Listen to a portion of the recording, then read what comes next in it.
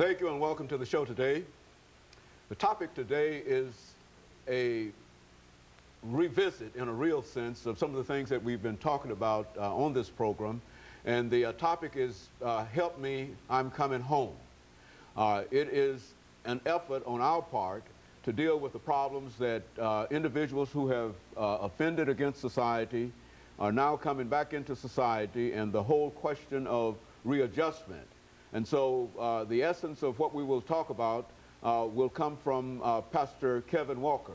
And of course, Pastor Walker, let me welcome you to the show this morning. Dr. Haney, thank you for having me again this morning, and it's my pleasure to be here. And to tell you how delighted we are to have you here, Pastor Walker. And I think as we predicted, it would be sort of a rough and bumpy start. Oh, yes. But primarily, you've given us so much excellent information, and what we'd like to do is to simply build upon that this morning by talking about these individuals who you have already identified as individuals who do need help. Yes. And they're coming out of these institutions of correction without any kind of sufficient information in order to carry them through, and in a real sense, many of them end up back where they started. Absolutely. And so let's do that today, Pastor Walker, but before we do that, let's have you to give us a little information about your background, your education, and some of the things that were important in terms of making you, in a real sense, a specialist dealing with incarceration. And I say that because we've had an opportunity on so many occasions to talk to you about it, and you have some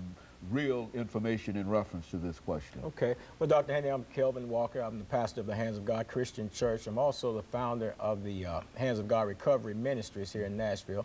I was born and raised here in Nashville, educated in the public school systems, didn't graduate.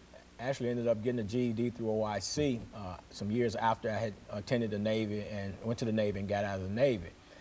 Did a few college studies at Tennessee State, did some studies while I was incarcerated through Tribeca East Campus prison program.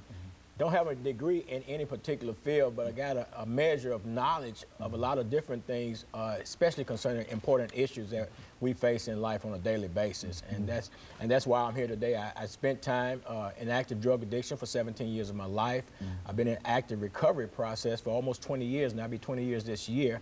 And of course, I've worked in the treatment field with the Samaritan Recovery Community. I worked there for 12 years.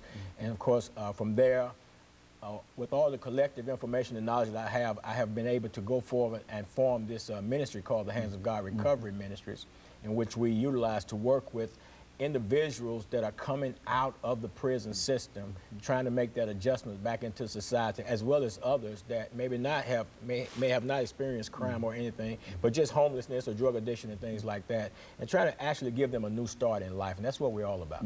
You know, Pastor Walker, I think on a number of occasions you've talked about individuals who, in a real sense, once they become incarcerated, we almost forget them. I think you said that we follow them up to the prison gate, and then after that you don't hear anything else about them.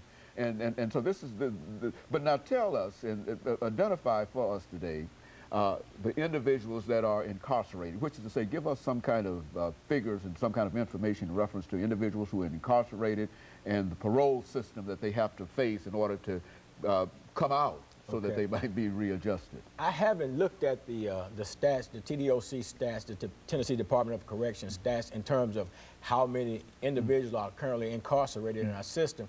But I do know that there are a great number of individuals who are incarcerated that are facing the parole boards in an effort to be released back into society. I do understand and do know that 90-something% of those people incarcerated will re-enter society. And in the process of doing that, something has got to be put in place to help them to make that adjustment or that readjustment, what have you, back into society once they are released. And now they have to go through this system, in the parole system. Now, this parole system that we're dealing with here, now you take an individual that's been incarcerated for years, and now they come up, they have an eligibility date for parole, and they face the parole board.